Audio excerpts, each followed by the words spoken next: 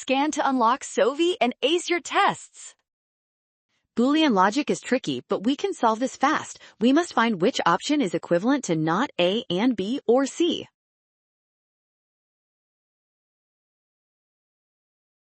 First, we focus on the part inside the parentheses. We apply De Morgan's law to the expression not A and B, which is a fundamental rule in computer science and logic. Next, we distribute that negation sign across both variables. This changes the AND operator into an OR operator, giving us the simplified result of not A or not B for that part.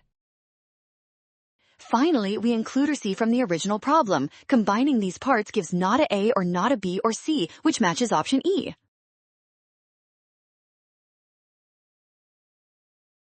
Well done! Scan the code. You can learn better with Sovi. Watch signs to avoid a rush. Trust given values and check steps carefully.